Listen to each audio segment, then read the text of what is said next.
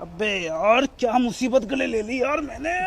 अरे क्या हो गया आमिर भाई, मार दिया क्या इन भैया लोगों को? भैया ये लोग ना रेट सुन के बेहोश हो गए भैया। क्या चीज का रेट बता दिया कि सुन के बेहोश हो गए लोग? भैया 25,000 के अंदर हमने 5 सामान निकाल दिए ना। सच में 25,000 में 5 सामान दे रहे हो? बिल्कुल भैया 25,000 के अंदर 5 सामान क्या क्या मिलने वाला है? देखो, एक बेड मिलने वाला है, डबल बेड? बिल्कुल।